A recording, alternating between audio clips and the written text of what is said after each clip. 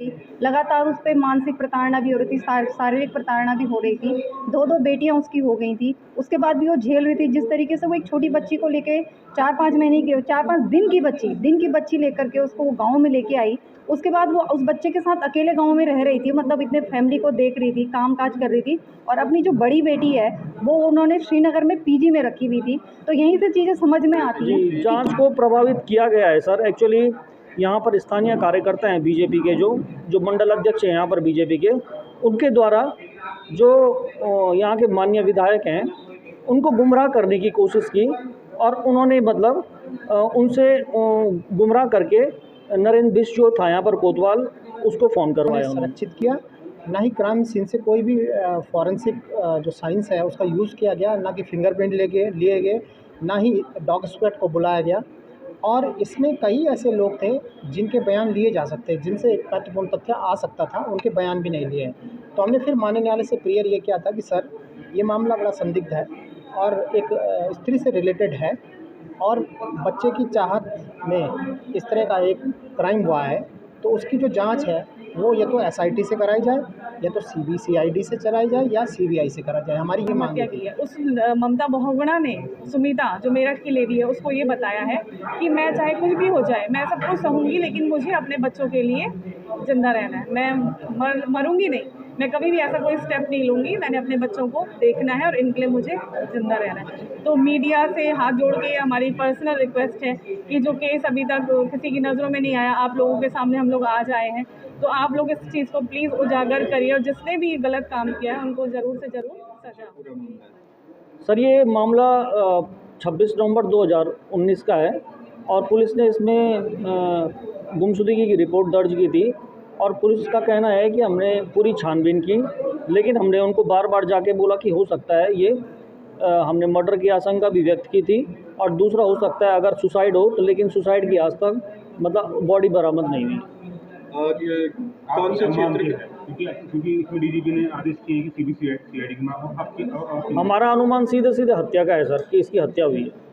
आगे क्या मांगे आपकी सरकार से है या फिर किस तरीके से आगे आप कार्रवाई आप करेंगे? हमारी ये मांग है कि अभी मैं डीजीपी साहब से मिला था वहाँ जाके, तो मैंने उनको ज्ञापन में दिया है। हमारी ये मांग है कि इसमें मतलब सही ढंग से जांच हो, पुनर्जांच पड़े थे और पड़ोसी भी थे। तो मेरे को नहीं लगता सुसाइड करने वाली लड़की, क्योंकि वो इतनी क्या कहते बहुत ज़्यादा स्ट्रॉन्ग लड़की थी, तो सुसाइड तो पॉसिबल ही नहीं है और ना वो भागी, क्योंकि जिसने इतनी सारी प्रॉब्लम अपने आप ही फेस कर ली।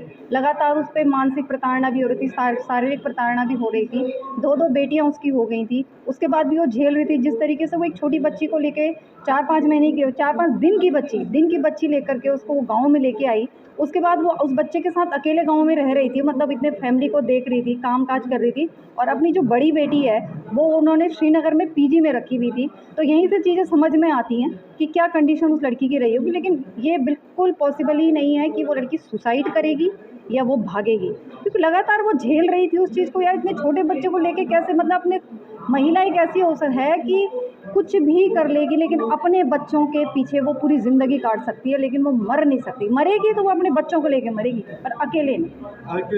पीजी में अपनी लड़की को रखा था, ससुराल में उनका शायद यहाँ था, तो ससुराल में न रखने का कारण क्या? वही तो हम कह रहे हैं कि ससुराल में ना रखने का कारण क्या था। अब जो हम लोगों को थोड़ा बहुत जानकारी है कि उसको मेंटली प्रेशर था हर तरीके से, क्या कहते लगातार उसके साथ बच्ची वाला जो प्रेशर था उसको, कि लड़कियां हैं, लड़के का जो प्रेशर था। एक तो यह मारपीट भी थी, किस तरीके का उसके दिमाग में या उसको किस तरीके का प्रेशर लगातार दिया जा रहा था कि एक लड़की को, एक 9 साल की बच्ची बताइए आप, वो उसको तुम पीजी में रख रहे हो। ये अपने आप में सोचने की बात है। यही तो जांच करनी है। यदि हर चीज़ हमें पता होती है तो हम लोग क्यों बोलते कि आप इसमें पुलिस इन्वेस्टिगेशन करे, सीबीआई जांच करें।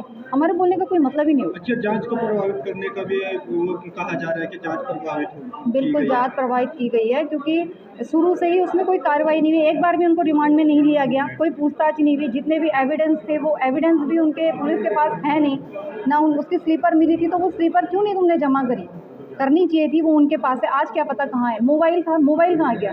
आपने सबसे बड़ा सर्च सर्किट में मोबाइल, कुछ ना कुछ तो मिलता है उस मोबाइल के अंदर। घर और मैं ममता बहुगुणा जो भी प्रकरण चल रहा है उसके साथ स्कूल से और कॉलेज तक हम लोगों ने साथ किया है।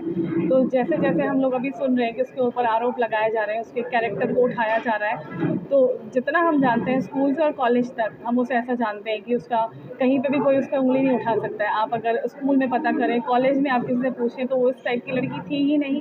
और जैसा वो लोग बोल रहे हैं कि आत्महत्या की है, तो आत्महत्या वाली बात है। मैं आपको एक बात बताना चाहती हूँ, मैंने इससे पहले भी बताया कि मेरठ में जो उसके पड़ोसी एक लेडी रहती है, फैमिली है बंगाली, वो सब बातें जानती है। उसने इतनी बातें अपनी फैमिली में नहीं बताई है जितनी बातें उनको पता है। और ये बात वहीं से ही, उनसे ही हमें पता चली है कि वो यहाँ पे बहुत ज़्यादा टॉर्चर कर रहे थे उसको, मार पिटाई करते थे, गाली गलौज करते थे उसके साथ। और उसी लेडी ने ये भी बताया था कि जो उनके जेठ जी हैं अजय बहुगुणा, उनकी उस पर गलत नज़र भी थी, नज़र उनकी उस पर सही नहीं थी, गलत नज़र से उसको देखते थे, जबकि वो उनके घर की बहू थी। तो इस टाइप सा कुछ भी, मतलब उन्होंने उसको ना तो एक बहू के तौर पे इज्जत दी है, उन्होंने उसको बहू माना ही नहीं है। और वो कारण केवल आप लोग सभी सुन रहे हैं, देख रहे हैं कि लड़कियां जो लड़कियों को जन्म देती रही, यही कारण है कि लड़का उसकी कोख से नहीं हो रहा था। तो यही उन्होंने मुद्दा बनाया उसको मारने के लिए।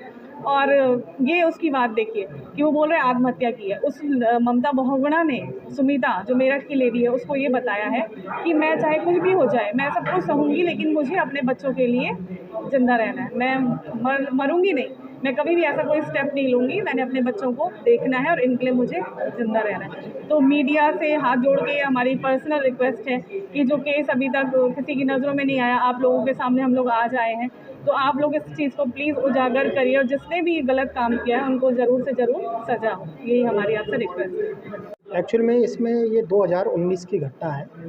इसमें आईपीसी के सेक्शन 365 के तहत गुमशुदगी की रिपोर्ट दर्ज हुई थी और उसमें विवेचना के दौरान जो भी विवेचनाएँ हुई उसके बाद थाना के द्वारा इसमें क्लोज़र रिपोर्ट लगा दी गई। क्लोज़र रिपोर्ट पे हमने जो है प्रोटेस्ट पिटीशन फाइल की थी और प्रोटेस्ट पिटीशन में हमारे 10-15 तथ्य ऐसे थे जो हमने माननीय न्यायालय के सामने रखे। सबसे पहला तथ्य हमारा ये था कि इसमें जो गुमशुदगी की रिपोर्ट लिखाई है, वो जो गुमशुदगी है, जो ममता जोशी है, उसके पति या फिर उसके ससुराल वालों ने ना लिखा के उसके भाई ने लिखाई है। जबकि अमूमन ऐसे मामलों में ये होता है कि किसी की पत्नी अगर घर से गायब हुई है तो पत्नी लिखाती है, फिर उसके ससुराल वाले लिखाते हैं। इसमें ऐसा नहीं है।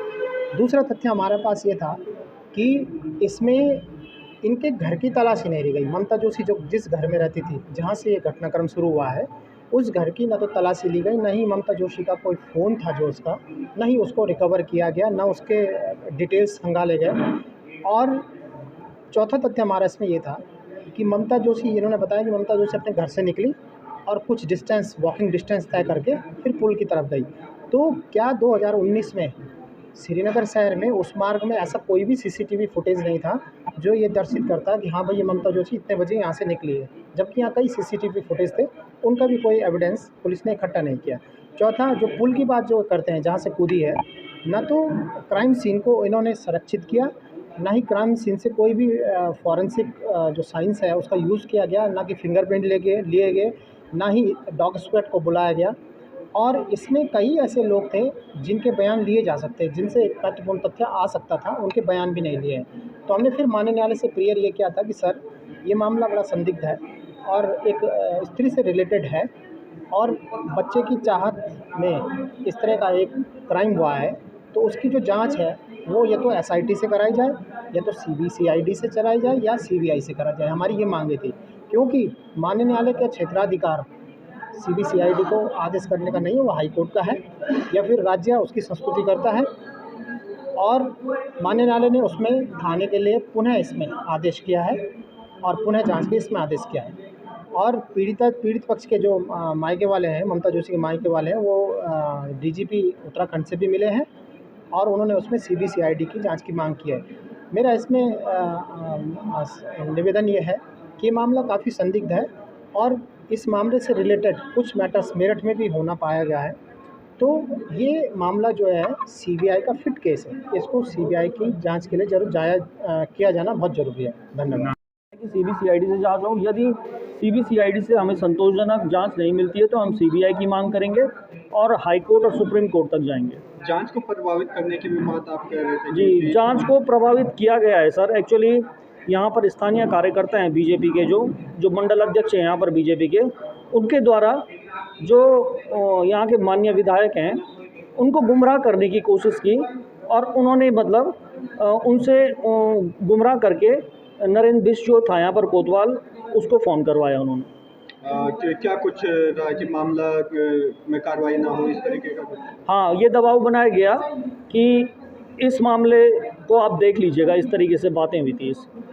उसके बाद क्या कुछ ठोस कार्रवाई हुई नहीं? कुछ नहीं हुआ सर। जब हम लोग थाने में जाते थे तो ये लोग उल्टा हमें डरा धमकाकर, हमें भरा बुला कहकर वापस भेज देते थे। और मैं आपको बताऊं, बहुत सारे मतलब कि एक जोड़ी चप्पल मिली थी नैथाना पुल में, वो भी एक एविडेंस हो सकता था। लेकिन पुलिस की गंभीरता देखिए, श्रीनगर कोतवाली ने क्या किया कि वो चप्पल भी पहले दिन मतलब कस्टडी में नहीं लिए और हमें बोला कि इन चप्पलों को वापस ले जाओ। जब मैं एसएसपी महोदय पौड़ी से 40वें दिन जाकर मिला तो तब जाके 40वें दिन वो चप्पल उन्होंने अपनी कस्टडी में लिए और ये हमारे पास मतलब लिखित में है ये।